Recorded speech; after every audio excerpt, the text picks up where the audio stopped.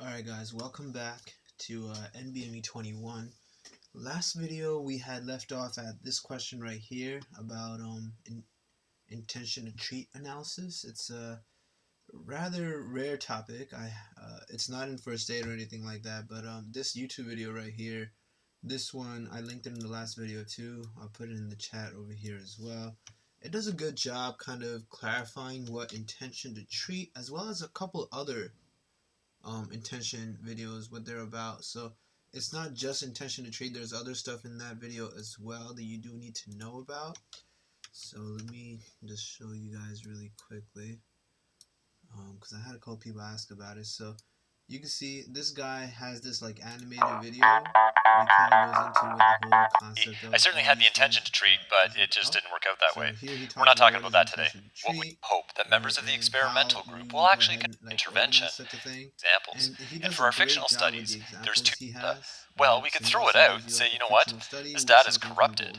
We could say, well, you know what, we'll be compliant with the methodology. The second option, called as treated, examines participants' data in the group that they actually conform to, regardless of which group they were randomized to. The third and last option is called intention to treat. With intention to treat, we actually keep all of the participants' data in the group that they were originally assigned to. Maybe someone who was in the experimental group, as you can see the arrows here point out what they ended up doing. So number one means per protocol, so which means that even if he left, you put that into, you keep going with the clinical trial as if he's kind of still there, right? That's basically what's going to happen per protocol. In number two, maybe this guy who was on the experimental branch ended up going over to the control branch and, maybe didn't take the medication, which makes him a control, right? You can compare him to others that are taking the medication or undergoing whatever the study is. You put him into that group, and that's how you look at your data. And then the last one, by the randomization process. Even though he might not well, be there, now let's see what happens to our results based on these three different approaches. That's what our question was about. So what he does in this video is he's going to show you how things are different based off of all three of these different variations that can occur. That's a really good video to watch. Really nothing else for me to explain in that, because the guy that made that video did a really good job, so I let him take care of that. Yeah, that's going to be a whole different conversation, Nana, about step 1 changes in 2022, which I'll probably have a video about pretty soon. But overall, I think it was a pretty bad idea and very unnecessary. But I'd like to hear more from them about why they deemed it necessary, or why they even went ahead and changed something that's been working just fine for so many years. So yeah, that's it for there. This weekend I'm hoping I can finish up NBME 21 and move on.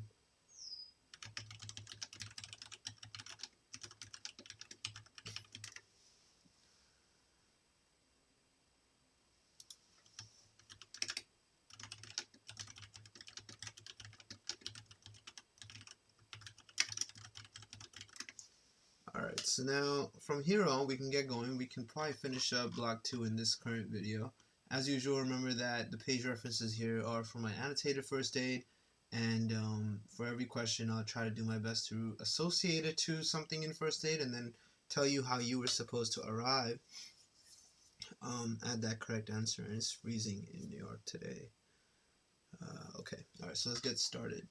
Number 61. So a 4-year-old boy with chronic granulomatous disease is brought to the physician by his parents for a follow-up examination. He has a 2-year history of recurrent catalase-positive fungal and bacterial granulomatous infections that have been inconsistently responsive to trimethoprim sulfamethoxazole, dicloxacillin, and itraconazole. Right, so they're just throwing in medications there.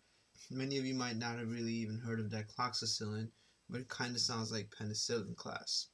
Physical exam shows no additional abnormalities. Treatment with interferon gamma has begun. Activity of which of the following cells is most likely to be significantly increased in this patient after exposure to this drug? Right. Now, interferon gamma and a bunch of other things are in first aid on this really nice table in immunology, and you have to make sure that you know it, right? Because this table right here does a beautiful job kind of showing you what the whole interplay of different things is for not only the differentiation of T cells, but as well as other stuff that those same interleukins will be involved in. And you can memorize all the interleukins with the hot T-bone steak mnemonic. That works just fine. But memorizing this table takes a little bit of a different approach. So this is the newer table from FA 2020, right? I put it into my annotated book. This annotated 2020 version is a little nicer because of the different presentation they've put for the peripheral blood aspect of stuff. So you can see here that helper T cells are the ones that are going to have all the different things they can make over here based off of what's being provided. In our question, they're giving the person interferon gamma, right? Which you can see that a helper T cell with interferon gamma will go ahead and make more Th1, right? Interferon gamma also inhibits the formation of Th2.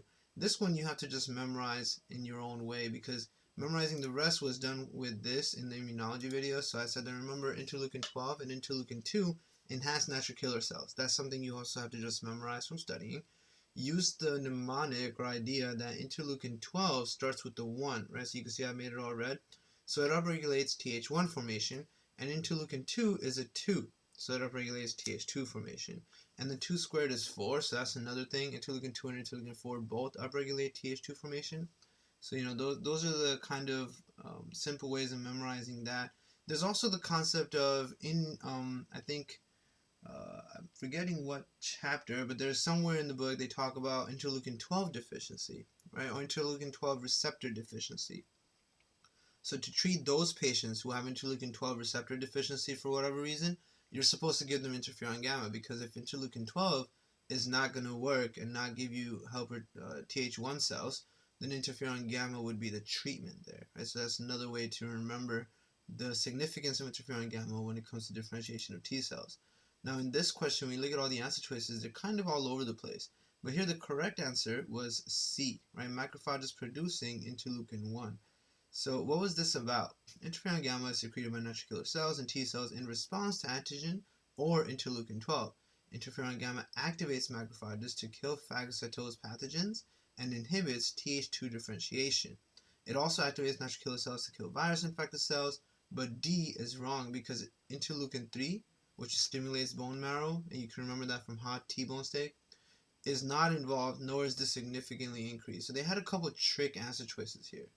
They didn't have the stuff we talked about over here, this one. Right? What they did put was what's mentioned later on, where they talk about interferon gamma more directly. Let's take a look at where that was. Right here, there you go, interferon gamma. Right, from Th1 cells, right? Interferon gamma is secreted by natural killer cells and T cells in response to antigen or interleukin 12, right? And it stimulates macrophages to kill phagocytosed pathogens, interferon gamma. Very important to remember all your interferons. There's other ones that do different things, and they interfere with, like these guys right here, right? They interfere with both RNA and DNA viruses by just messing around with the actual products they make, right? And that downregulates their protein synthesis. And all viruses do is make protein anyway. That's kind of their general pathogenesis of infection. So immunology is a chapter you're supposed to repeatedly keep visiting until you have it all down. And it's not something that you memorize in just one good read. Not even memorize from just doing practice questions. You have to keep revisiting it while you're going through the different pathology sections of all the systems. And every time you encounter a pathology that involves interferons or granulomas or anything like that. Alright, so this was a very interesting question. Very tricky answer choices. I would say this was pretty hard, but it really tested the solidarity of how well you know all your different interleukins and all your different immunology concepts, basically. Alright, 62. A 30-year-old woman comes to the office because she's concerned she may be pregnant. Her last menstrual period was 10 weeks ago. She has been receiving thyroxine for 2 years because of hypothyroidism and autoimmune thyroiditis. Okay. Physical exam shows the uterus consistent in size with a 10-week gestation. Serum studies show thyroid-stimulating hormone and free thyroxine concentrations that are in the reference ranges for that stage of gestation, and an increased beta-HCG. The fetus is at greatest risk for which of the following if the mother's TSH concentration increases during pregnancy, right? Very interestingly worded question.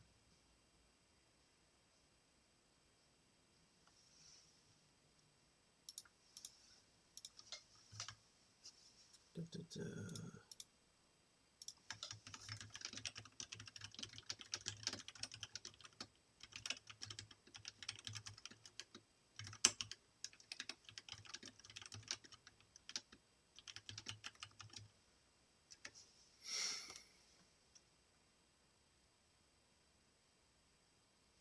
Okay. So if the mother's TSH concentration increases, that means, right, TSH is diagnostic, right? If TSH is high, that's a sign of hypothyroidism because you're not making thyroxine or you're not taking your thyroxine pill, whatever it might be, and your brain is trying to make more TSH to try to upregulate thyroid formation. So the question can be reworded that, the fetus is at greatest risk for which of the following if the mother has excessive hypothyroidism, right? And then you look at all your answer choices, hypothyroidism is basically going to cause delayed or messed up development because that one hormone is responsible for pretty much your entire body. It affects almost every organ and every system. And deafness, inadequate growth, pituitary atrophy, thyroid gland enlargement, of all of those wrong answer choices, the inadequate growth is the only one that looks very close to what can occur.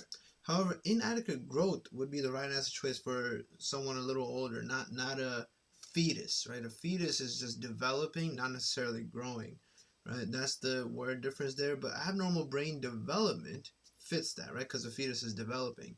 So the fetus would be at greatest risk for abnormal brain development. The fetus would also be at risk for inadequate growth and inadequate development. Maybe it won't, be a strong and healthy baby.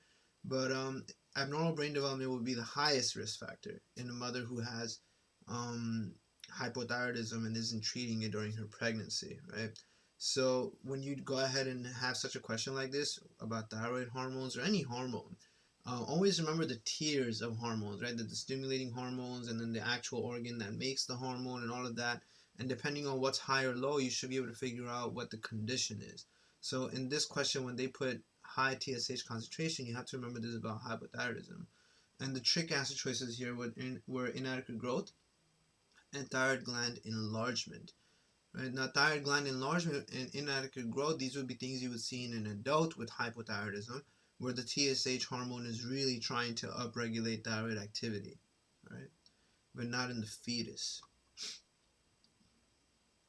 This one was about parathyroid disease, which is a very difficult topic for many students, especially when you get questions regarding up and down arrows of what would happen to the phosphate, calcium, all of that stuff, and vitamin D.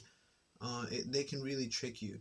This question relates it to parathyroid and bone. So it says a 48-year-old woman comes to the physician because of a 3-month history of fatigue, weakness, loss of appetite, and weight loss. Her serum PTH concentrations are increased. So again, if PTH is high, that means that you're not actually making, you're not getting the results of what PTH is supposed to do. So parathyroid hormone concentrations are increased. X-rays of the skeletal system show generalized osteopenia with subperiosteal resorption of the bone within the phalanges. Which of the following mechanisms is the most likely cause of the skeletal changes observed in this patient? Right, so what's happening to this patient? You look at all your answer choices: impaired calcification of preformed osteoid, paracrine stimulation of osteoclast by osteoblasts, PTH-mediated induction of calcitonin.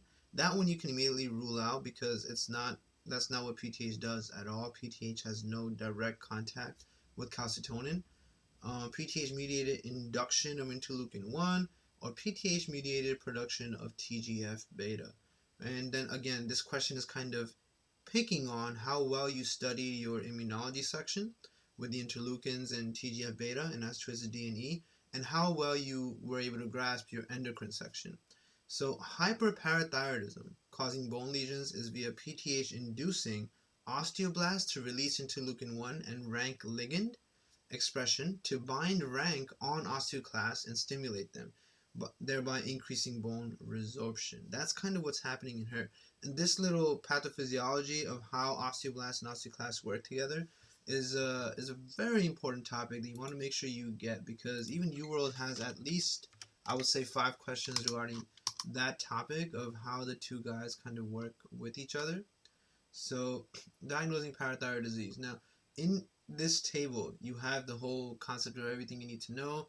The notes up here and on the left over here break down each one as like minimal summaries that can kind of help you grasp it all. You just want to make sure you never mess up the questions with up and down arrows regarding PTH, calcium, and phosphate. Keep in mind that just because you might have high PTH does not mean that you will definitely have low phosphate. Chronic renal failure is a very high yield topic, and in renal failure, PTH can be very high. That doesn't mean that phosphate will be low. Why? Because PTH will not successfully have any activity. Right? It's called phosphate trashing hormone, and it does get rid of phosphate, but it needs the kidney to be working for you to trash the phosphate. So if your kidney isn't working and you have high PTH, you might still actually have high phosphate also, because the PTH was not effective. It didn't go ahead and do something. And that's something you want to watch out for. This table only really talks about PTH and calcium, because of course calcium is one of the main regulators of whether or not you're going to have PTH activity. So be very careful with that. And then as far as bones are concerned, right, you do need to know, let me see if I can find that real quick. You do need to know how the osteoblast and osteoclast kind of work together, right? So in musculoskeletal, they talk about that. And osteoclast differentiation, which is this little section right here, is a very important topic, right? So let me actually put this into here as well. Osteoclast differentiation is a very important topic because this stuff involves, as you can see from all the red things, involves many different interleukins and whatnot, right? Very, very important. So NF-kappa B, macrophage colony stimulating factor. There's actually an AMBOSS question that has that as an answer choice, and you have to remember that. TGF-beta, right? IGF-1, all of these guys have something to do with this, and FGF, of course. So you have to remember that osteoblasts are the ones that release rank ligand, which goes ahead and binds the rank receptor on osteoclasts. And then you have osteoclast activity. Very important little, I guess, checks and balances system so that things don't go ahead and work on their own. This one's 64. So this one says a 63-year-old man with bladder cancer starts treatment with paclitaxel. Right, very important medication. You have to remember this one. NBME has been asking a lot about it, and it's also in the newer AMBOSS Q banks. I haven't looked at the newest UWorld questions, but when I looked at some of the newer 2019 questions, there were questions regarding another medication, not just paclitaxel, but the boron one. I think it was called, trying to remember what the boron medication was. Let me see real quick. Bortezomib. Yeah, that's the one that has like that medication has something to do with boron as well. And that medication is also pretty high yield. They like kind of testing people on it just because it's one that not many people study. So paclitaxel treatment, okay, bladder cancer. 3 weeks later, cystoscopy shows a significant decrease in tumor size. Which of the following best describes the mechanism of action of paclitaxel in this patient? What is the mechanism of action of paclitaxel? That's basically just what this question is about. And the answer is H, tubulin polymerization stabilization. You have to remember stabilization of tubulin. Okay, and the one way and one of the best ways to do it, in my opinion, would just be to remember that taxes stabilize society, right? All taxanes stabilize the metaphase, so anaphase cannot occur. Right? And that's what the tubulin stabilization is for. Used for ovarian and breast cancers because ovaries and breasts run the society. Right? That's just another funny thing I made up. Sort of weird that they're saying to use it for bladder cancer and throw students off, but you have to remember that cancer treatment medications may be mainly for ovarian and breast cancer, like this medication, but can be used for many other things as well. One of the other things that I personally experienced was there's this medication, let's see, where, trying to remember, I think it was right there somewhere, because it affects B cells. So this is the stuff we're looking at right now, right, paclitaxel. So the book has Taxa Stabilized Society, and then I wrote Ovaries and Breast Run Society, right? Because women run society, something like that. And you would remember that paclitaxel is mainly clinically used for ovarian and breast cancers, but it can be used for, of course, any other cancer where it might be effective. You never know what medication is going to be effective in which cancer patient. Now, this medication, rituximab, right? Nowhere here do they mention that this medication can actually be used to also treat other things, like a friend of mine who is actually treating their, what do you call it? PV, pemphigus vulgaris, right? You can get rituximab infusions to actually treat pemphigus vulgaris. A very interesting thing. I never knew that, and I would probably never pick that as an answer choice.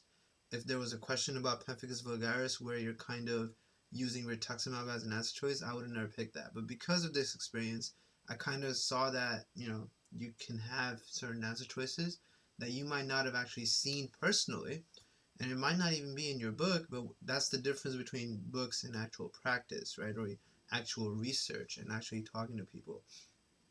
The other medication I was talking about earlier is bortezomib. Right? This medication, as you can see, I have two different notes here, is a very important and interesting medication that can be used for treatment of more cancers than what's listed here. Of course, mainly it helps in multiple myeloma and mantle cell lymphoma, but this is a very interesting proteasome inhibitor. So by inhibiting proteasome, what it does is that, when cancer cells, remember, there's something that I was able to master more recently because of the new job I started as a clinical coordinator in the oncology department. Your immune system should be able to fight off cancer cells, right? But you can't. And there's a collection of reasons for that. One of those reasons is right here, right? So I explained that as cancer develops, more mutations lead to increased wrong proteins. Only by expression of the proteasome or its overexpression can these mutant proteins be degraded fast enough to not be displayed by MEC1 and lead to the cell being killed. Right? So that you don't kill the cell because you don't display these mutant proteins. Why don't you display these mutant proteins? Because proteasomes destroyed the mutant proteins. All right? So now bortezomib stops that proteasome from destroying these mutant proteins that your cancerous cells are making. Now your cancerous cells are going to make these bad proteins, and you're going to notice that, your immune system is going to notice that, and you're going to have a higher chance of killing, right? Allowing the immune system to recognize and kill the pathological cancerous cells, right? And one of the side effects that's really important with bortezomib is the peripheral neuropathy, but the HSV reactivation. That one is even the bigger deal. This is a more testable topic, if anything. Peripheral neuropathy is almost always understandable from any cancer treatment because you're kind of destroying cells and whatnot, right? So you don't want to worry too much about that kind of stuff. The second thing that doesn't let you kill off cancer cells, and I just want to go over it real quick, is in the neoplasia section. This was something that was added more recently in 2019, right? This stuff, immune checkpoint interactions. So the clinical trials that I am personally working with is I have 3 patients. They're all lung cancer patients, and they're all taking pembrolizumab, right? So what are these things on this page? What was happening here? Why was all of this suddenly introduced in the pathology neoplasia section of first aid? It was introduced because there's a lot of research going on in it, and it's a very promising way of possibly helping people fight cancer, right? So you can see there's a couple bad guys on this page, right? And those are the guys that are being attacked by these antibodies. The first one here is CTLA4. What CTLA4 does is it kind of competes with CD28, right? Both of these guys, as you can see, are on T cells, right? T cells have CTLA4 and CD28. For the T cell to be activated, you need your secondary pathway thing where CD28 and B7 have an interaction, right? This antigen presenting cell will have B7 as well as the whole MAC stuff. The MAC stuff is connecting just fine, but if you don't get that secondary signal where CD28 and B7 also connect, the T cell will not activate and do its job. The other bad guys are your PD-1, right? So T cells also have this PD-1 receptor, and tumor cells have a PD ligand 1 or ligand 2, right? PDL1, PDL2. Those guys, when they connect, PDL1 from a tumor cell connects with the PD-1 receptor of a T cell, this turns the T cell off. That's kind of all you need to remember. It turns the T cell off, and that's how your tumor cell evades immune attack. So medications like nivolumab and pembrolizumab, both of these are undergoing many clinical trials at Einstein Medical Center. These guys are here to stop this interaction. So your tumor cell cannot stop the PD-1 stuff from turning off T cells, right? Very important little topic here. It's a brand new thing, so you can expect newer questions about that on your step 1. Alright, so that's enough of a little rant about those things. Thank you, Amir. Biochem helped me a lot to learn. I'm really glad you're in. Yeah, the biochem stuff is actually one of my most popular videos. Welcome to the channel.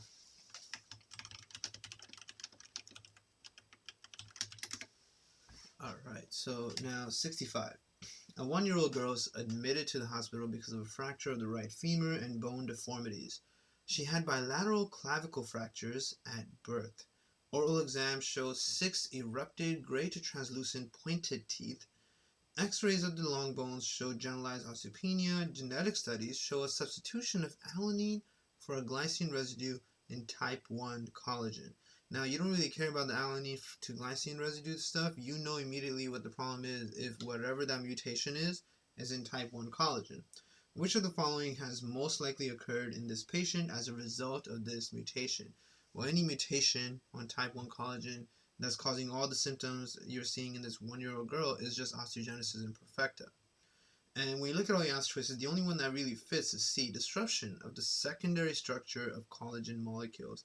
It will not be decreased hydrogen bond formation between collagen molecules, decreased proline hydroxylation, that's not going to occur because of this mutation. Increased rate of collagen degradation, no, you're not breaking more collagen. And weakened interaction between collagen and proteoglycan, no, that's also irrelevant. These are all just silly, made up, fake answer choices, if anything. They're not real things for the most part. But C is the only one that fits. You're going to have a disruption in the secondary structure of the collagen molecules. The primary structure is glycine XY, right? You do need to remember this glycine XY thing. And if your glycine, right, a substitution for an alanine into the glycine area, if your glycine gets removed and you get this larger alanine, and you don't need to remember it's larger, but you know alanine and glycine are not the same thing, then you're not going to have glycine XY. Now you're going to have alanine XY. And you can see if the primary structure is all glycine XY, glycine XY, glycine XY, where X and Y are 2 other things, 1/3 of your stuff is supposed to be glycine, now it'll be alanine, the secondary structure is not going to be correct anymore. And that's all you needed to know for that part. Very straightforward and simple question about primary and tertiary structures and whatnot. But remember, type 1 collagen, right, genetic bone disorder caused by a variety of gene defects, right, many different things that can go wrong here. And it's most commonly autosomal dominant, but it can just not be autosomal dominant also. And you just have a decreased production of good, normal type 1 collagen, right? And that's related to the secondary structure, nothing else much, right? So our patient had some of these symptoms in there. Also be careful with osteogenesis imperfecta questions. Oftentimes they'll try to confuse you into thinking that it might be a question about child abuse, right? Because it looks like the baby's bones are broken and whatnot. So be very careful and look for something that truly makes you feel a little suspicious. Otherwise, if everything just falls into a little pathological sense, then it's not child abuse. This was just a straight up micro question. NBME loves asking micro questions, and they'll be all over the place, right? They won't just ask you about the high yield bacteria and viruses. They love going into mycology. They love going into parasitology, right? Because those two, mycology and parasitology, are sections that have a lot of culprits in there that people don't focus on or spend a lot of time on, especially in the earlier stages of studying. So you got to make sure you're ready. This was a pretty straightforward question. 30-year-old pre-gravid woman at 22 weeks gestation comes to the physician because of a 1-day history of fever, chills, and muscle aches. So remember, with all microbiology questions, you always care about the age, whether or not they're pregnant, their career, right, their I think those 3 things are actually the main thing. And then depending on the question scenario, whether or not they're immunocompetent. Here, age and pregnancy are both positive, right? She's young and she is pregnant. And then she has this fever, chills, and muscle aches. So now you're able to like start scoping inwards, and this is based off of having a good knowledge of microbiology. You're able to start scoping into something that could be infecting a pregnant woman, right? And then causing these symptoms. Her temperature is high, pulse is 114, respirations are 15, blood pressure is a little low. Physical exam shows a uterus consistent in size with a 22-week gestation, so the baby's developing fine. Fetal heart sounds are heard, leukocyte count is 12,000, blood cultures grow gram-positive rods, so they gave you a characteristic. Now, immediately, you can start canceling out any answer choice here that is not a gram-positive rod, like obviously Staph aureus is not, right? You can cancel that out. Strep agalactia is not. Clostridium, they are not gram-positive rods. And then Bacillus cereus, right? All those bacilli, not gram-positive rods. The only thing here that fit was C, Listeria monocytogenes. Which of the following is the most likely causal organism? And she might have had some frozen cheeses or something, which pregnant women are supposed to avoid. Right? So now, when we go into first aid, you can see here Listeria, gram-positive, facultative intracellular rod, acquired by ingestion of unpasteurized dairy products, right? Cold deli meats, transplacental transmission, vaginal transmission during birth. You know, all these things are stuff you have to kind of keep revisiting until you memorize it. Of course, the first time I studied this, I didn't have it down that well. And Sketchy Micro obviously really helps because they do a good job, you know, implementing as much they can into a question, into a image, while keeping the image rather simplistic, right? The other guys that we were looking at on that page, some of those were actually from the gram-positive section, but they're not rods, right? You have to remember your algorithm, this thing. You need to, before step 1, you need to be able to reproduce this without having to look at it. That's something I always tell everyone when people ask me for advice on how to study. You want to get to the point where you can kind of reproduce these things without looking at it, right? And Listeria and Bacillus, they're both right here, right? Clostridium is right here, but you needed your gram-positive rods, and the only one that fit that was Listeria from those answer choices. The other guys, you know, although some of those other were also gram-positive, they didn't fit the scenario of being a rod, right? Because you can see Strep agalactiase right here. You obviously know Staph aureus, the grapes guy, right? So you have to know the shapes and all that stuff of everything.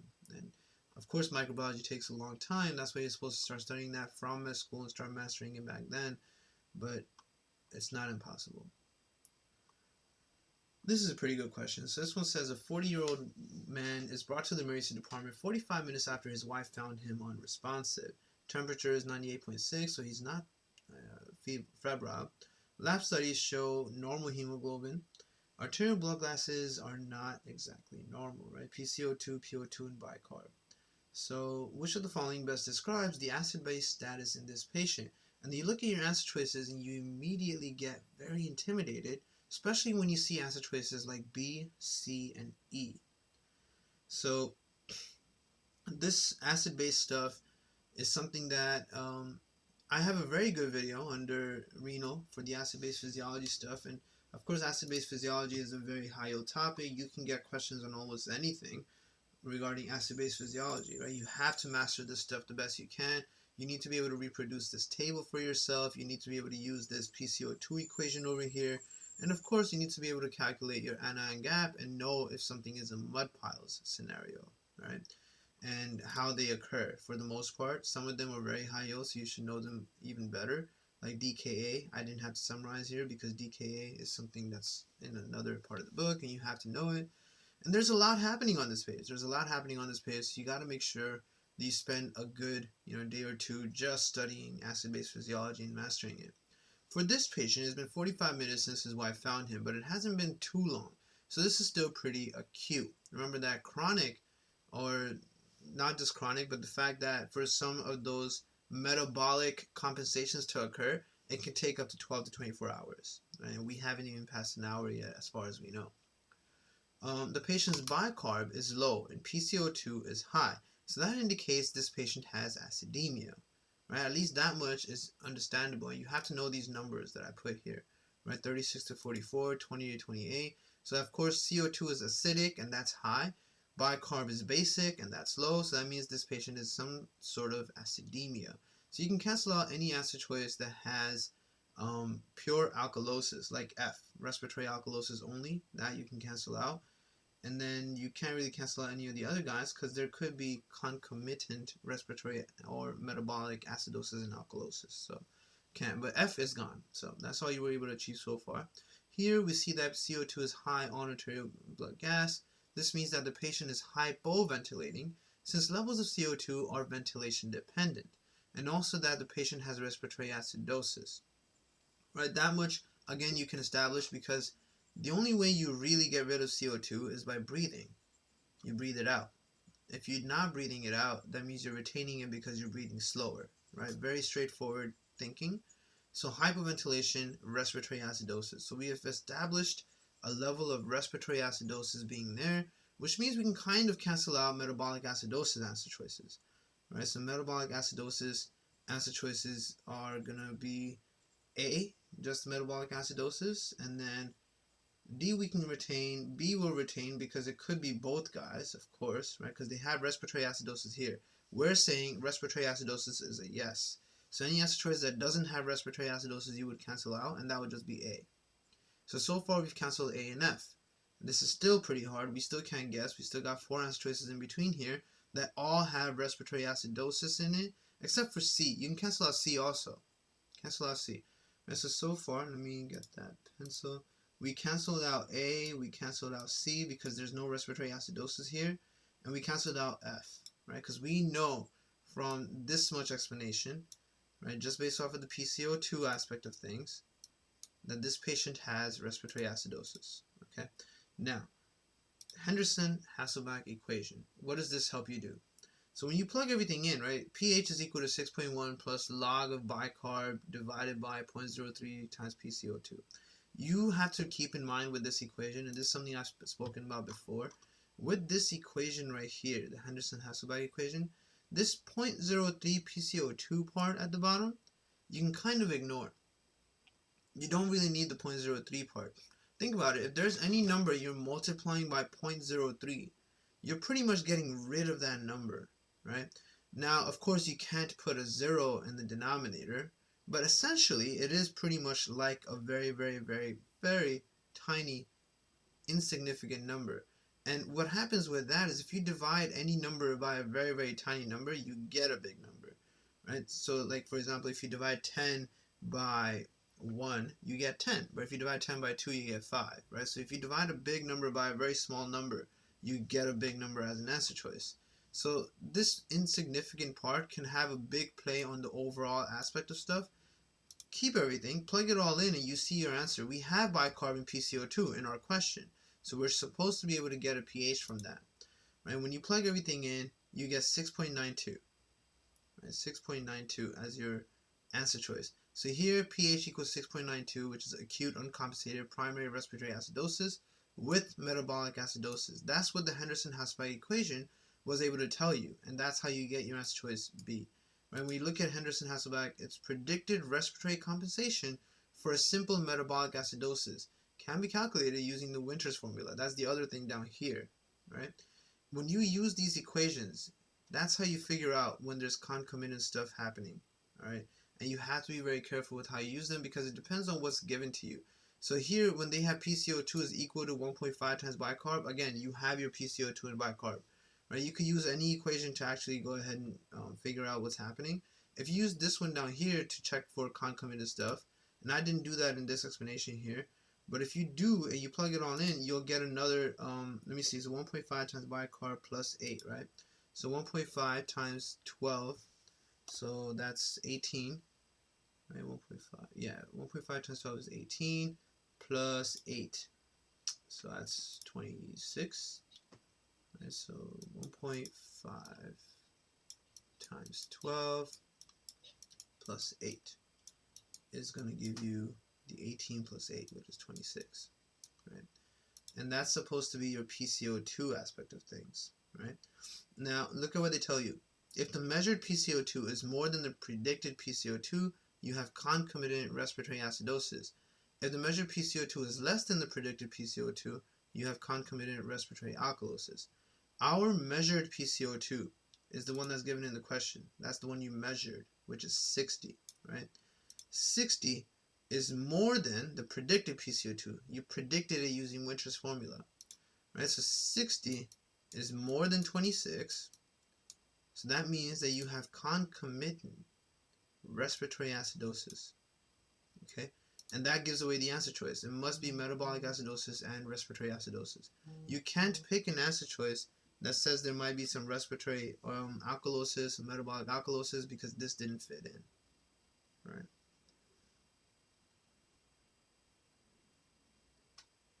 Yeah, let me fix that real quick. Where's the pen? Okay. No, wait, in this one, generally first look at age, blah, blah, blah, differentiate, okay. Can use compensate for high H plus by absorbing bicarb, which requires 3 to 5 days. However, in our question, bicarb is low, right? Because of the concomitant metabolic acidosis, right? Which further makes you lose more bicarb, okay? So either way, you have to be able to use those equations. You have to be able to use those equations because this kind of question is what I would expect on step 1, right? Because the other acid-based questions are much more straightforward, much more realistic, much more easy. This is where you actually get to apply what's happening, right? You could use anything you wanted to find out stuff. The Henderson-Hasselbalch equation gave us the pH that we can expect in this patient. The Winter's formula is what actually helped us get the answer here. I'm not sure why I didn't put that in here, but at least we have it here now. Right, so let me put that. Use Winter's formula as displayed in the red pen to find out concomitant acidosis activity. Right, because the Winter's formula is the one that kind of helps you figure out what else is happening. Right, but not a bad question, not a bad question. Very approachable. Just got to remain calm and understand what's happening. All right, and most likely this guy might actually be undergoing some sort of like physical manifestation of stuff that's not really letting him breathe well. Because I wouldn't say it's alcoholic, right? We don't have that information to figure out mud piles. Could be opioid, right? Opioids also cause hypoventilation, stuff like that. But again, we didn't need to know any of that for the question. They gave us numbers, you work with the numbers, you plug it into equations, and you solve it. That's it. Here, okay, a very simple question, this one.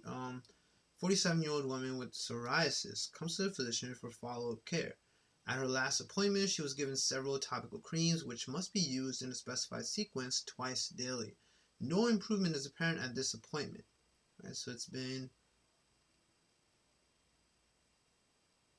last appointment. They didn't tell us how long ago. Okay. Which of the following is most appropriate way for the physician to begin the discussion of this patient's compliance with therapy? Now again, always remember with these kinds of questions, right, what is the question telling you? It's telling you that most likely she's not being compliant with her therapy. You gave her medication to use and she's probably not using it. You can't attack her about it, right? Definitely don't attack her about it. Don't ask the question in such a way that she might feel like you're kind of belittling her, intimidating her, degrading her, any of these things. You have to ask in the most open and simplistic manner possible, which would mean that I'm going to assume she is using it, right? So that I can make her feel good. You look at all your answer choices. Things that are rude. Did you use the creams twice daily? That's not nice, right? Because now you're assuming she didn't use it. By assuming she didn't use it, you're already making her feel bad. How many tubes did you use in the last month? That is a trick answer choice. Right. First of all, at her last appointment and this appointment, you probably only gave her enough to use one, right? So you can see if there's any progress. Asking her how many tubes is probably not even real. But how many tubes did you use in the last month is again assuming she's not using it, because you should know how many tubes she used. C is also assuming that she's not using it. How often did you skip treatments? Right. So far, B is plausible because it's not the rudest thing there. But A and C are pretty rude. D, most people find it difficult to stick to a routine. How did you do? And then E, using something twice daily can be difficult. I assume you are like most patients who miss at least 10% of treatments. E is also just very rude. Now D and B can be very confusing to pick between, right? But what D is doing is that it's normalizing the fact that she might be missing treatments. It's normalizing it. It's telling her that she's not the only one who's having difficulty sticking to a new routine. Psoriasis is a very difficult diagnosis to have to undergo and live with, right? You get your skin messed up, it hurts, it's aesthetically displeasing, it's very problematic. And treating it is something that's often very problematic also because people are mad that they have psoriasis, right? It's a psychological thing to deal with. How many tubes did you use in the last month doesn't exactly solve or approach the fact that I think she might not be treating herself, right? Because she can just say any number and that's not really going to solve the problem for me. She could say she used 1 tube, she used 2 tubes. It's not really going to solve the problem for me. I'm trying to normalize this for her so she can normally and confidently just let me know, yes, I had trouble using the tubes. I didn't use the creams as you told me. It was very hard for me. That's it. Right? And that's what she's going to do with answer choice D if I say this. Question from you. Yeah, I can imagine NBME doing that. So this was in UWorld, huh? That seems about right. 69. A 42-year-old woman comes to the physician because of a 3-year history of an intermittent facial rash, including the forehead, eyelids, nose, and cheeks.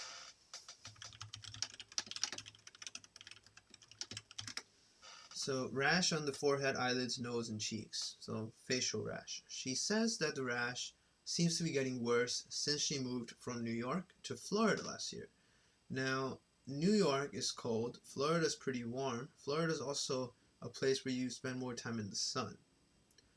She notes that she has always blushed easily. Spicy foods also precipitate a flushing reaction that seems to exacerbate the rash. Occasionally, her face burns and stings, and her skin feels dry. Physical exam shows erythema over the nose and cheeks, with scattered telangiectasias and a few papules. Okay. Which of the following is the most likely diagnosis? So this is a dermatology question. Things you can cancel out immediately are acne vulgaris and seborrheic dermatitis. Those things you can cancel out immediately. Carcinoid syndrome is going to be one of those answer choices depending on how much you know about carcinoid that you might think is a possibility, but it actually isn't. You can cancel out B also. So you're really left between psoriasis rosea or rosacea, and you have to know the difference between them. So this patient has rosacea, answer choice D. This patient has inflammation of her skin due to heat, spicy food, and other external stimuli. This is not acne. There are no comedones. Psoriasis rosea, answer choice C, has a patch that spreads into a Christmas tree distribution over the trunk. It will be pink plaques that resolve in 2 months' time. It is in the book, and it's just very low yield. You almost never see a question about it. That's all. But it is in the book. That's common skin disorders. You have your acne, you have your psoriasis, rosacea, right? Seborrheic keratosis, seborrheic dermatitis. The other thing is this one, which is more so Parkinsonish, and you can see why they put it as an answer choice because the rashes are on the face like this. But it wasn't this for our patient at all. Seborrheic dermatitis. Always remember Parkinson and malassezia. Remember these. Right? Sebaceous glands are not inflamed, but play a role in the disease development. Right? Very weird kind of rash thing that occurs. All these other common skin disorders, though, highly tested and not too bad. Not too bad. So it wasn't seborrheic keratosis where it looks stuck on. So if you look at K and L, right? K and L right here. Seborrheic keratosis is the stuff that's part of Leicester-Trellas sign in people with gastric cancer and stuff like that. Right? So we're not talking about that either.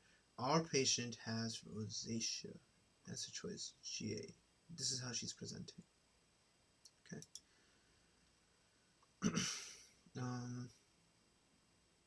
Okay, 70. So, a 40-year-old man with type 2 diabetes comes to the physician for a follow-up exam. Treatment with glyburide and metformin has been ineffective in controlling his disease. So, we're talking about diabetes treatment. The decision is made to try pioglitazone. This drug produces a beneficial effect through which of the following mechanisms of action? What does pioglitazone do? What do the glitazones do in general? And you have to remember glitazones work with PPAR gamma and differentiate that from fibrates, which work with PPAR alpha. Fibrates are a high yield medication from that class of medications, the cholesterol drugs, because statins are too easy to test on, right? So people like asking questions on fibrates, and fibrates have many mechanisms of action, one of them involving PPAR alpha. Pioglitazone and the other glitazones all work by stimulation of PPAR gamma, not any of these other things. Right? These other answer traces are for other medications, and depending on how well you know your endocrine medications, why did I put oh, I must have missed a digit there. Depending on how well you know your endocrine medications, you would be able to pick out all the other answer choices. This is page 382.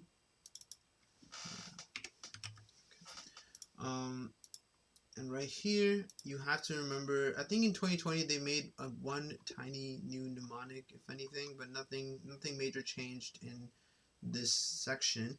So glitazones, right?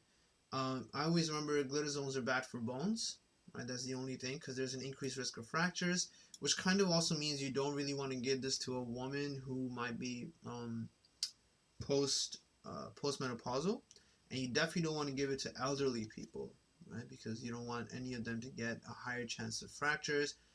Women would generally not prefer taking this medication anyway because of the weight gain aspect of things. That can be very problematic, especially postmenopausal women. The flows in medications are easy to remember because it increases the flow of sugar in your urine, right? That's what it does. It kind of works by doing glucosuria. I know they put it under adverse effects, but glucosuria is actually the mechanism, right? Block reabsorption of glucose in the PCT, so you pee out all your glucose. You don't absorb any of your glucose. This is the only drug that that doesn't act on the GIT. It actually works at the kidney in terms of all diabetes management medications. So you obviously can't give it to anyone with impaired kidney function, right? So Flozin helps sugar flow in urine, right? Very useful medication that you don't need to take long term. You just use it in the beginning to kind of normalize their sugar levels and then start giving them something else. The gliptin medications here are great too. These medications are excellent. Gliptins lead to GLP increase. You can see how the red parts in this name kind of help you remember the mechanism as well, right? DPP4, it inhibits the enzyme that actually goes and deactivates GLP-1, right? There are also GLP-1 analogs you could take, exenatide and liraglutide, also excellent medications. So you have to spend some time on the day that you're studying this stuff and master it, even the receptors and everything, all the stuff that you can possibly get a dumbass question on. 71. A 33-year-old woman, G4P4, is admitted to the hospital after she sustained a splenic laceration in a motor vehicle collision. 3 units of packed red blood cells are administered. 5 hours later, she develops shortness of breath. Her respirations are 29 per minute.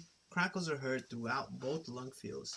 A chest x-ray shows bilateral lung infiltrates.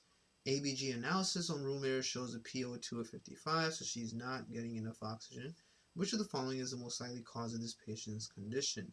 And it's obviously due to her blood transfusion causing some kind of lung issue, right? And they put D before E to trick you. Pulmonary embolus with pulmonary infarction. This answer choice has nothing to do with the blood transfusion per se.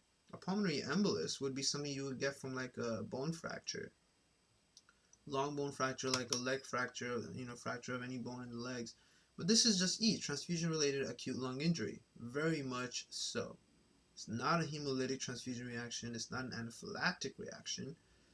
It's definitely not post-operative bronchopneumonia. She didn't get lung transplant. She got a blood transfusion. Transfusion-related acute lung injury. Right? And the transfusion reactions, as well as the transplant rejection stuff, are all things you have to know extremely well, right? You have to spend some time being able to differentiate between them because they get tested pretty widely. And in 2020 they did this. They added some images to kind of just show what's happening, and they also added this one. This is new also, delayed hemolytic transfusion reaction. Okay, so you have some new stuff to look at in first aid 2020. Hesitating between B and E. Hemolytic transfusion reaction. Yeah, so the hemolytic transfusion reaction is just when you don't have the right ABO blood group, right? Because then antigens differentiate. So if you're type B blood and I gave you a type A blood, anyone with type B blood has antibodies against type A blood. So there's going to be hemolysis, right? And that's just going to be the main thing with acute hemolytic transfusion reaction is making sure you see the fever, right? Fever, because that translates to febrile non-hemolytic also, or differentiates with. But here this is not hemolytic, so if it's not hemolytic, you're not really necessarily going to notice major like anemia or anything like that, but there will be headaches, chills, and flushing, right? Because this is more of an issue with the HLA stuff. Here, type 2 hypersensitivity reaction, antibodies attacking antigens. That's it. Right? But we didn't have this. We didn't have this in our patient. Flank pain, hemoglobinuria, jaundice, right? All of this stuff, it wasn't there. And this was something that was errated earlier. So remember that allergic anaphylactic reaction. First aid had fever written here. I removed it. Fever was wrong. There's no fever in allergic anaphylactic reaction to blood transfusion. So that's a little thing if you haven't corrected it in your book. But this was pretty straightforward. She had crazy lung issues after the blood transfusion.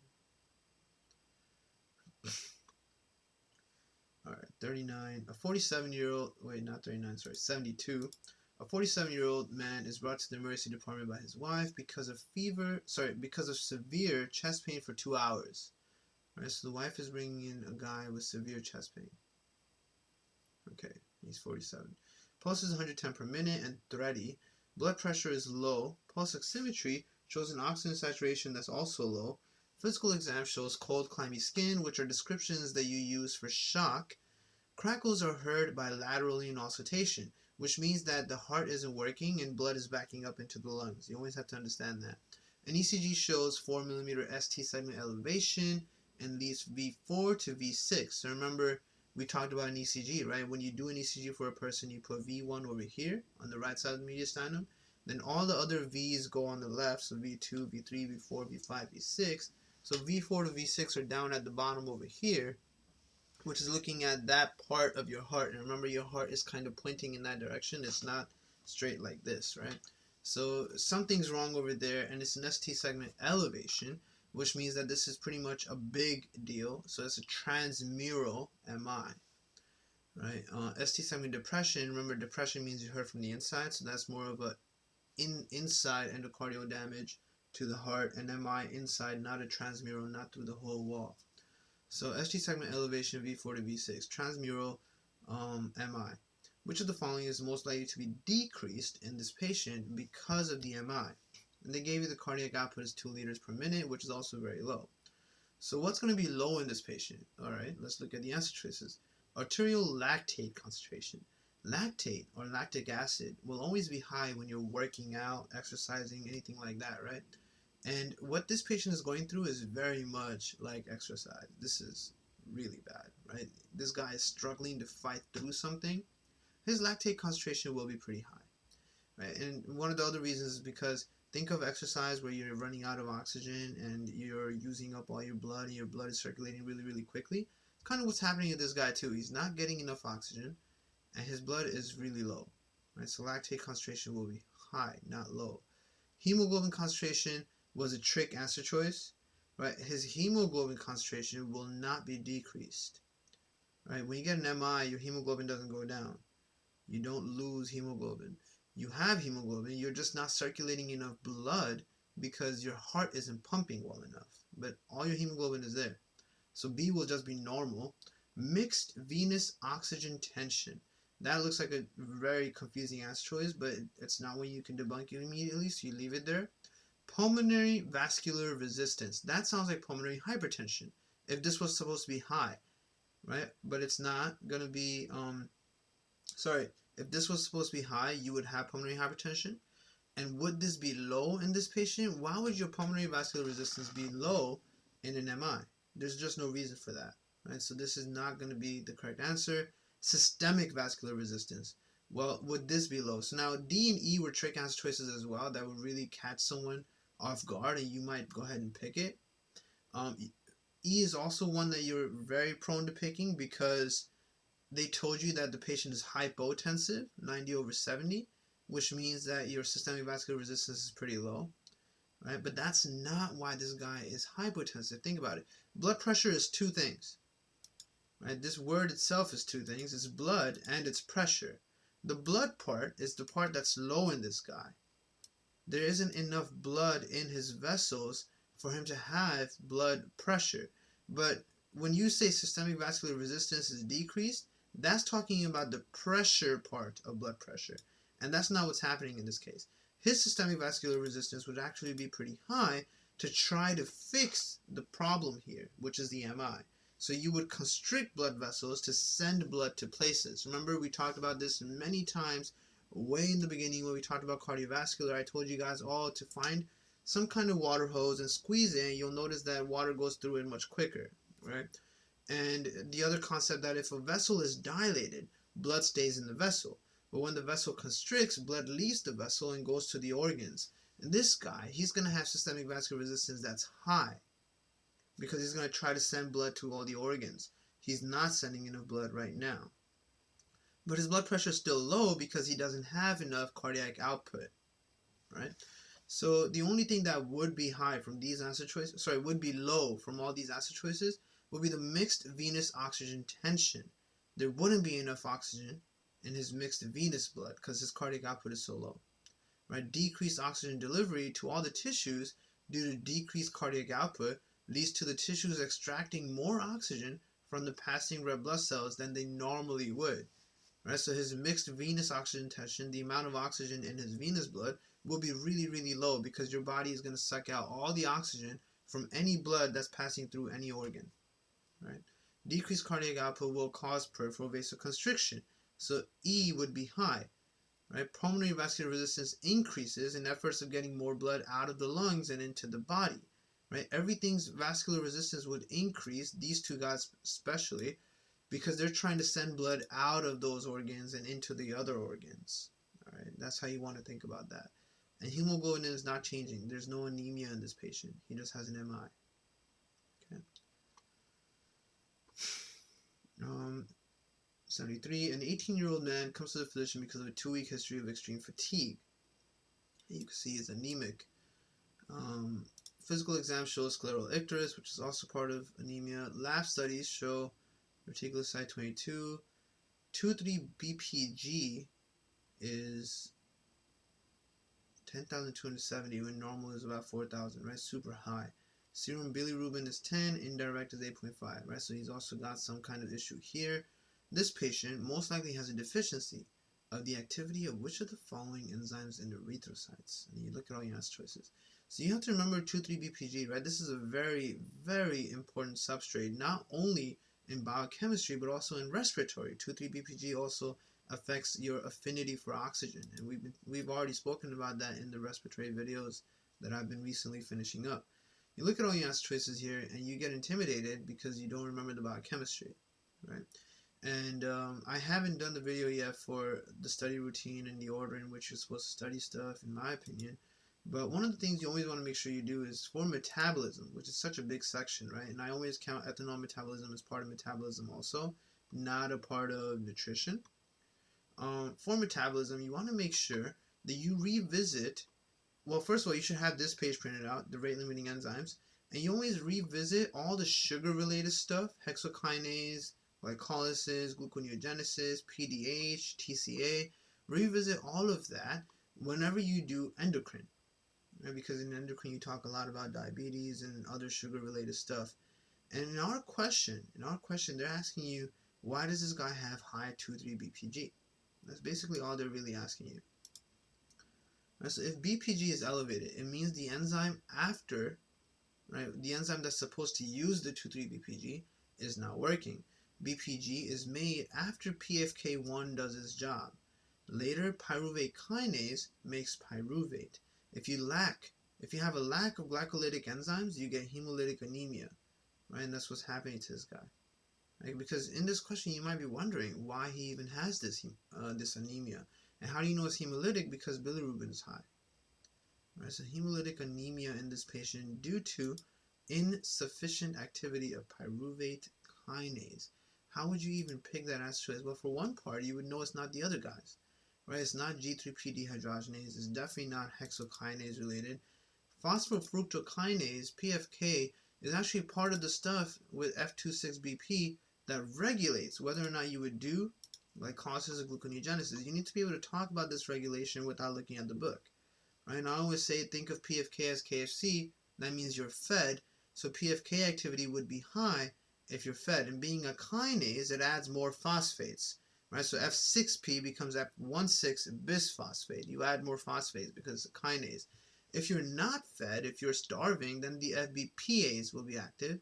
This is a phosphatase. It removes phosphates. So your 1,6 becomes just a 6, which then just becomes free fructose or free glucose, right? So this is stuff you can easily memorize with any mnemonic. And this was not the part that was relevant to why we have high 2,3-BPG. But I can totally see someone picking it, right? I can totally see someone picking it. But 2,3-BPG is actually made by phosphofructokinase, right? That's the guy that added the second kinase, or the second phosphate, right? It is the kinase that added the second phosphate here, right? PFK2, you see, it makes F26BP. It adds the second kinase. Sorry, I keep saying second kinase, second phosphate. So that's the guy that's making your 26BP. Now, who uses it next? Then you have your pyruvate dehydrogenase complex, or you can have the other way around, pyruvate kinase activity, right, for gluconeogenesis. No, not gluconeogenesis. It was right here. Let me see. Pyruvate. Where's our pyruvate dehydrogenase, pyruvate kinase? Where the hell do they put it?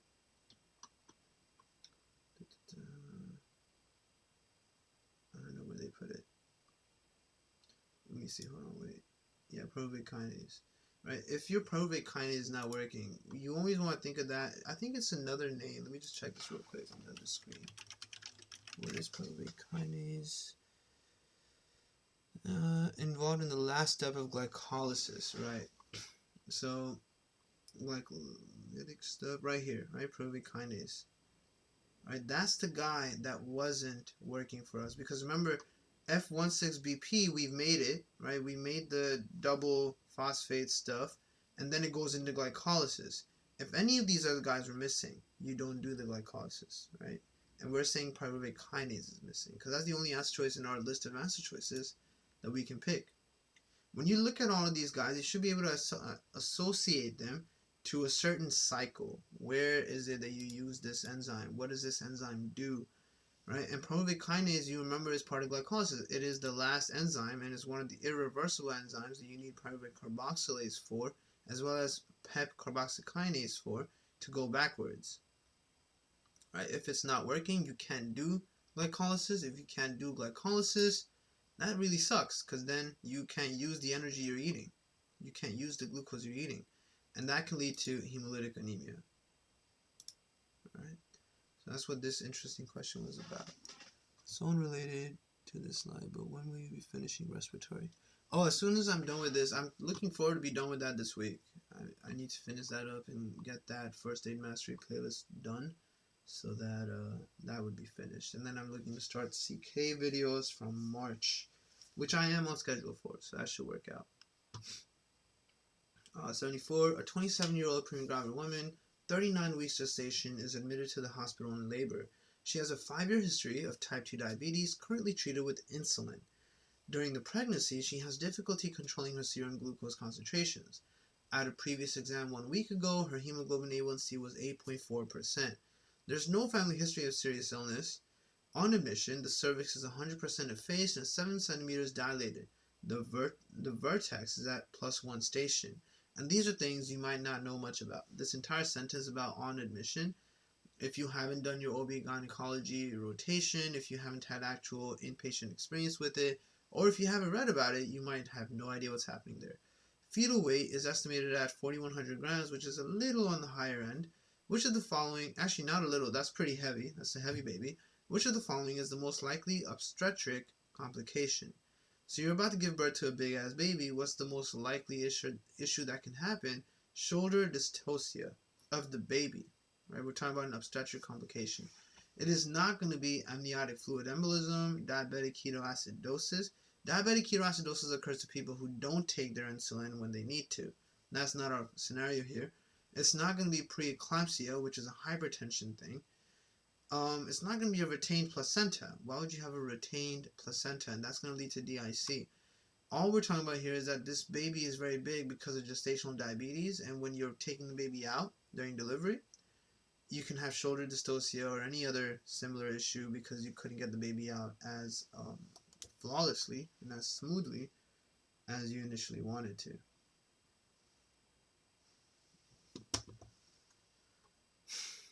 Okay, iron panel, 75. So, 50-year-old man with rheumatoid arthritis comes to a physician because of recent worsening of symptoms as well as increasing fatigue 1 month after starting therapy.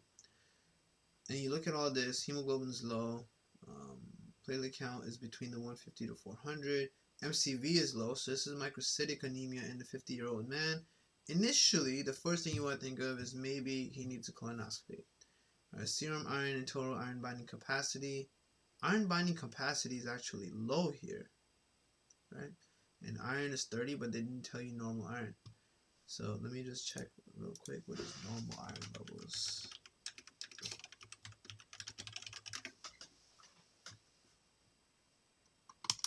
So normal ranges for serum iron are 60 to 170, right? So he is a little low on the iron end, but iron binding capacity is also low, which is pretty significant there.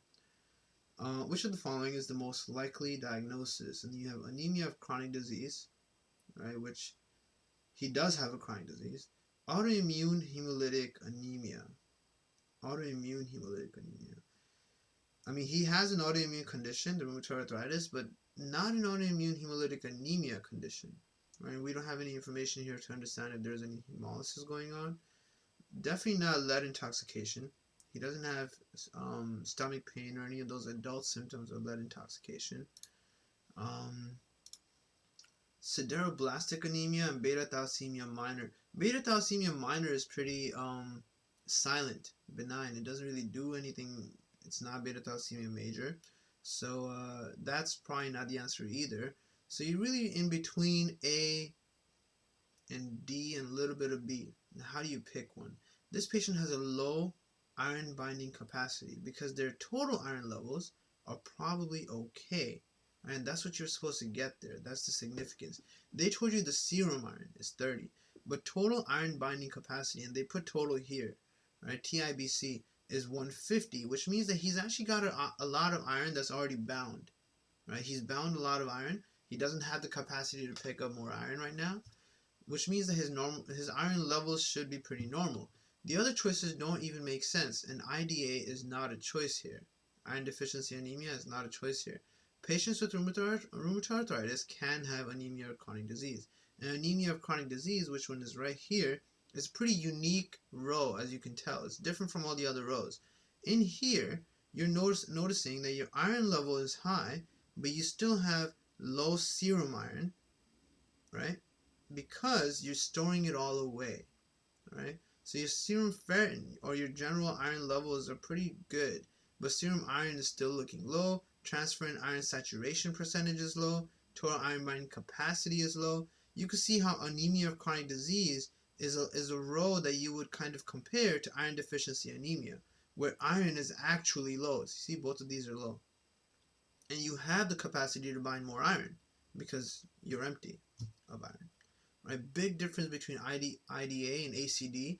And those two guys are very comparable. The others you can see are all very similar looking. All the arrows that are pointing up are up. All the arrows that are pointing down are down. Right? So that's not so bad. Hemochromatosis is pretty unique also because you have super high iron levels, very low iron binding capacity. And that's something that you would note systemically in the question with liver disease and whatnot. But ACD and IDA often get compared. And when you have an old man, or not old man, but someone 50-year-old coming in with anemia, the first thing you want to think of is iron deficiency anemia, possibly due to some kind of internal bleeding. So you do a colonoscopy or FOBT, fecal occult blood test, but they didn't give you that here. They wanted you to think of the rheumatoid arthritis causing anemia of chronic disease, right?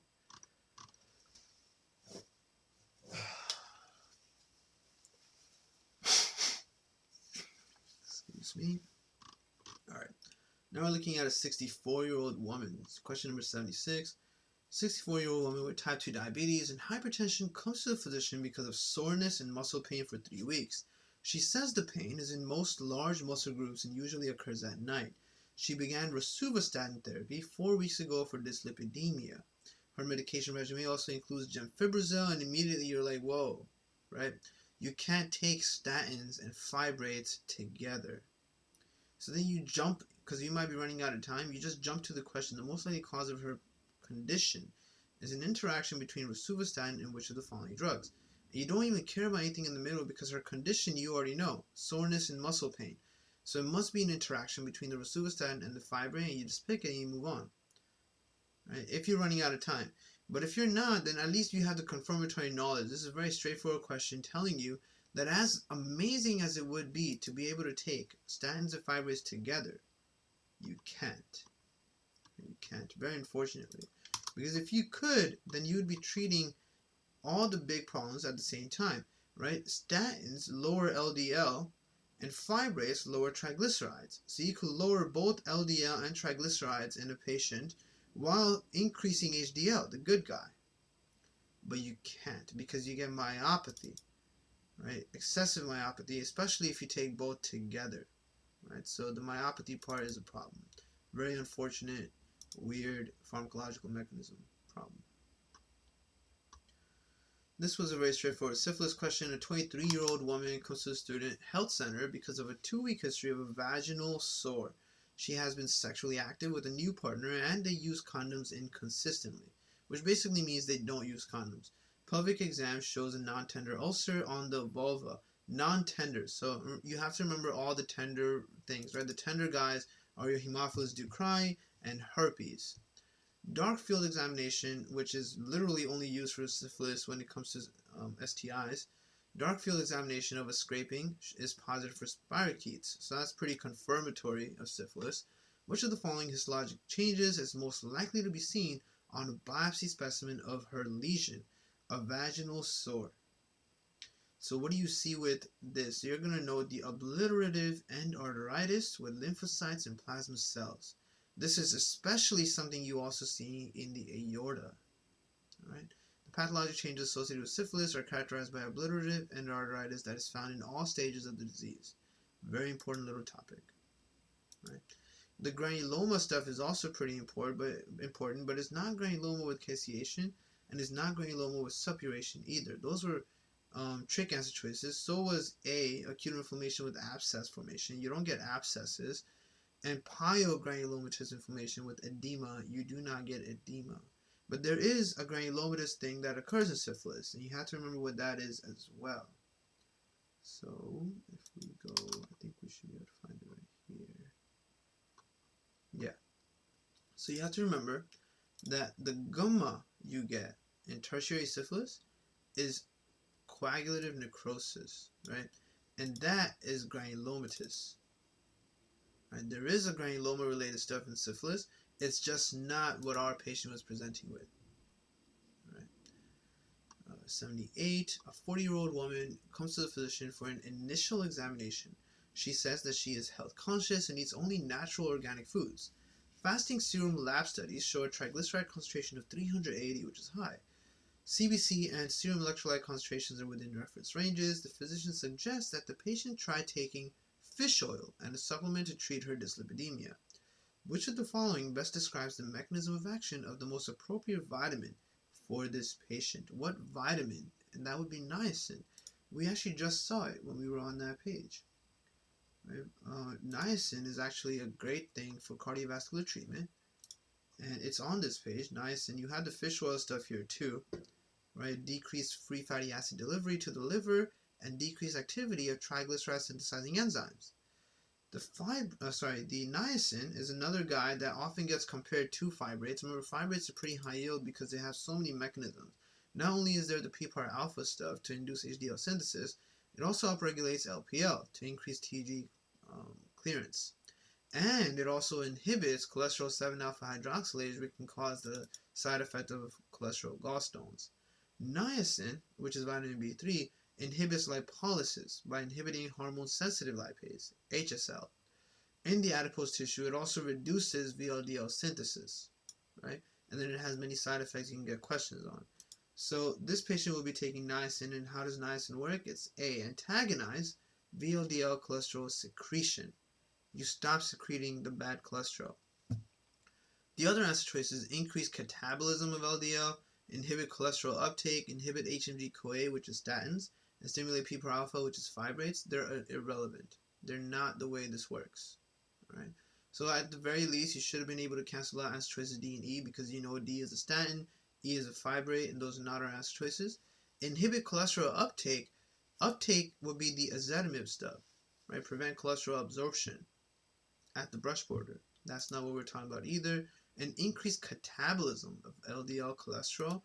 Well, inhibiting HMG-CoA to make this is the part of inhibiting catabolism, right? So that would pretty much also just be a statin, right? But that's not how niacin works. Niacin doesn't do that. Niacin stops VLDL secretion, and it stops lipolysis by stopping HSL in adipose tissue, right? 79, and then one more question for this video, and then I'll do another session later on today. This one, a 62-year-old woman is brought to the physician by her husband for a routine follow-up exam. She was diagnosed with dementia, Alzheimer's type, 4 months ago, and is in the early stages of the disease. She is retired and lives at home with her husband, who is also retired. Okay, which of the following interventions is most likely to help this patient maintain her present functional level for as long as possible? Right? Very silly question, but basically you want to imagine this in real life and really think about it seriously, right? You have this elderly woman who just got diagnosed with dementia, and now you want to help her be able to retain this functional level that she has as best as possible. Are you going to instruct the patient to keep notes and lists to help her memory? Are you going to suggest that she enter individual supportive therapy? Suggest that the couple go to a therapist together, suggest that the couple move to an assisted living facility, or start the patient on ginkgo biloba, which was a trick answer choice. So the ones that you can definitely cancel out are the ones that involve the couple. Why are we bothering the husband? Right? He's not going to be that supportive in going into any of these things. And on top of that, neither are necessary. They don't need to see a therapist. They don't need couples therapy. It's not that they're arguing with each other or having any kind of issue. And they don't need to move to an assisted living facility. She is capable right now. She's not at a very end stage. She's okay. She's in the early stages, right? She's okay. She doesn't need to go to an assisted living facility. Now, entering individual supportive therapy, had she worded or voiced any kind of depression or any need for other people's help, then maybe, but there's nothing like that happening in the question, so that makes no sense. Ginkgo biloba is a herbal medication kind of therapy, not exactly a medication, more like a vitamin that is good for the brain. It's great for mental health and all that stuff, but it's something you start taking at an earlier age, not right now. Like, I've taken ginkgo biloba in the past. It's just a very natural thing to take. You try it out, you see if it helps. I was taking it a lot 2 years ago. I just took it for the whole year because it was good for me and I was studying a lot, so I wanted to try it out. But it's not something you take at 62, right? Instruct the patient to keep notes and list to help her memory. That's the straightforward, simplistic thing you would tell anyone who has a habit of forgetting things. Keep notes. Very easy answer choice. Don't complicate stuff. Last question for this video. Great familial dyslipidemia question, and you have to memorize the dyslipidemias. I'll talk about how I memorized them right after the question. 5-year-old boy is admitted to the hospital because of recurrent pancreatitis. So that's issue number 1 since age 2. Pancreatitis is related to high levels of triglycerides. Physical exam shows eruptive xanthomas over the upper and lower extremities and hepatosplenomegaly. Fasting plasma appears turbid. Serum total cholesterol is 235. Triglyceride is super high, 1875. After receiving an injection of heparin, his lipoprotein lipase activity is within reference range. A deficiency of which of the following is the most likely cause of the patient's findings? This heparin sentence was just there to intimidate you and throw you off. This guy really just has a familial dyslipidemia. They described the creamy layer in the supernatant as turbid fasting plasma, and they told you he has pancreatitis. All of that was a giveaway for type 1 familial type 1 familial dyslipidemia, which is the hyperchylomicronemia. There is a lack of lipoprotein lipase, or its cofactor, apolipoprotein C2. Right, so that's the only reason they really mentioned lipoprotein lipase, was to give it away. And the only S choice here was A, ApoC2. C2 is a cofactor for lipoprotein lipase. Right? So if we go to our dyslipidemias, right, the easy way of memorizing these is, one, you have to first study them, but look at all of them, right? So type 1 and type 4 are the ones that have pancreatitis, right? Because you have high levels of triglycerides. Right? So you get pancreatitis in both of them because you have high levels of triglycerides. Right? Hyperchylomicronemia, you have all these chylomicrons you're unable to pick up because you don't have lipoprotein lipase or its cofactor. So you end up having high blood levels of everything that would be in a chylomicron, which is both triglycerides and cholesterol. And we saw that in our patient. His cholesterol level was pretty high too. In type 4, you have a different kind of issue. Number 4 is for 4 letters, VLDL. You're just making too much VLDL. Right? So you end up having high triglycerides as well, severely high triglycerides. Right? And all of this is also related to insulin resistance because of adipose. Adipose causes insulin resistance. So 4 is for 4 letters, VLDL. 3 is for ApoE, right, which is everything. So chylomicrons and VLDL. You have super high cholesterol, you get atherosclerosis. In type 2, you also have super high cholesterol, right, and you get, again, accelerated atherosclerosis. Type 2 is more so related to the Achilles xanthoma. Type 3 has xanthomas other places besides the Achilles tendon, right? And this bottom page here is what I've used for everything. Right, so number 1 is LL, 1, 2. 1, LL, and C2, 1, 2. Number 2 is ApoB100 related, right? You don't get to live too long. You don't live too long, like you don't live a long life, right? People get MIs before age 20. You don't get to live too long, or you don't get to live to age 100, right? Because you have ApoB100 deficiency, right? Absent or defective LDL receptors, or defective ApoB100. Either way, you end up having too much LDL or cholesterol in your body. 3 reminds you of ApoE, and 4 letters for VLDL. Too much VLDL production. Very easy to memorize these guys within half a day. You just memorize all of them, you get them down pretty well. You remember what you have to see for them in the question, whether it be the creamy layer, the super high atherosclerosis, and Achilles xanthomas in other places with atherosclerosis, or just hypertriglyceridemia and insulin resistance. Right? Completely different scenarios, but there's some overlap in all of them. Right, so we'll stop here for now, and then in the next video I'll do numbers 81 to 100. Thank you very much for joining. I'll see you guys again later on.